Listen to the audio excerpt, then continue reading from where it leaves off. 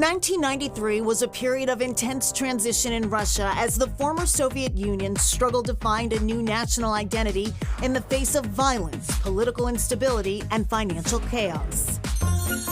It's also the year then-Senator Joe Biden led a movement to bring Sesame Street to Russia.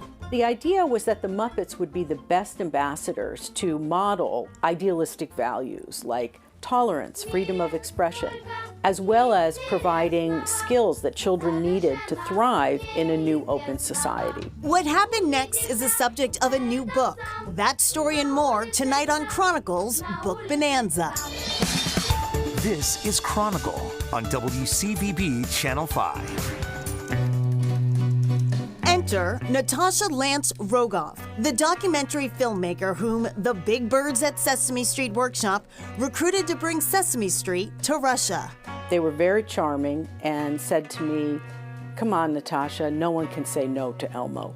What happened next is the subject of the Harvard professor's new book, Muppets in Moscow, the unexpected, crazy true story of making Sesame Street in Russia. I don't think it was an exaggeration. You know, the title aptly describes what the experience was like. Cultural clashes touched every aspect of production, starting with the set design. One person said, well, if you want the set to be realistic, then we should have broken glass all over the place, rusty cars, and the neighbors should be reporting on their neighbors to the KGB. Even the puppets sparked fierce debate. They said that they didn't look Russian. This even included the team inviting their top puppet designer to come, and he pulls out 2 puppets, and one puppet says to the other one, "I'm going to kill you," in Russian.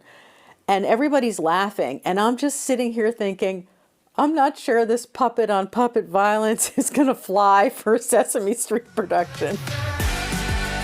The solution? A field trip to New York where the Moscow artists fell in love with the Henson team that operated the American puppets, and the prospect of designing uniquely Slavic versions for a Russian audience. His name is Zeliboba. He came from a character in Russian folklore, a domovoi, who is a spirit who protects the hearth in the home. This character is a quintessentially Russian Muppet.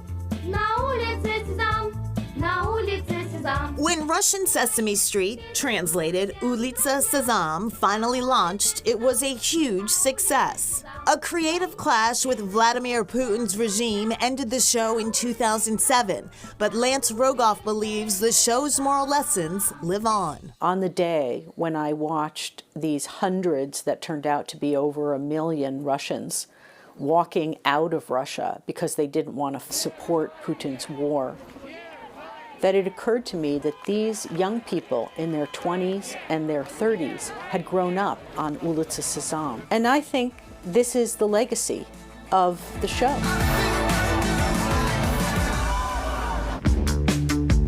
Here at Kamikaze in Somerville, manager Jill Carter believes there is something for everyone. Any genre, any age, any reading level, whatever you're into, there's definitely something to read. I wish I had Wonder Woman like this when I was a kid. Brookline-based novelist Rachel Barenbaum enjoyed comic books from a young age, but is blown away by how far the diverse women on these colorful covers have come. Look at that, she's Spider-Man breastfeeding. over Batman. Yep, breastfeeding. Right on the cover. Mm-hmm. Yeah. That's amazing. This would never happen when we were kids. Progress is also being made in traditional literature, with positive female protagonists such as those found in Barenbaum's latest novel, Atomic Anna. Atomic Anna is the story of 3 generations of women who work together to build a time machine that they use to stop Chernobyl. The concept was born from Barenbaum's own recollections of the 1986 disaster and a comment her Russian Jewish aunt made at the time. I just remember being so scared. My one aunt, she goes, you know, if a woman had been in charge, that never would have happened. And I thought, what if I could write a book where a woman's in charge? 36 years later, she did. It's about Chernobyl and the time machine, but it's really about mothers and daughters and grandmothers and love and family. It's also about comics. Molly, the hero of the second generation featured in the book, is an aspiring comic book artist, just as the legendary activist Trina Robbins was making her mark in the late 1960s. Up until this point, women in comic books were literally being thrown into refrigerators. And I'm not making that up. And Trina Robbins in particular was this woman really leading that fight of let's change women in comics. Atomic Anna isn't a comic book, but that may change as Baron Baum has commissioned female artists to create sketches of the comic characters Molly draws in her book. The women are more willing to look at, instead of making big boobs and tiny hips, let's make them look like what heroes would actually look like, not some sort of, male sex symbol. So it was pretty amazing. And back to Sesame Street, bringing it to Russia may have inspired the younger generation, but Natasha acknowledges the book isn't necessarily bedtime reading material for kids. The book includes a story of a bombing and a staff encounter with AK-47s. Fortunately, no one was hurt in that last encounter, but a stuffed Elmo doll was captured.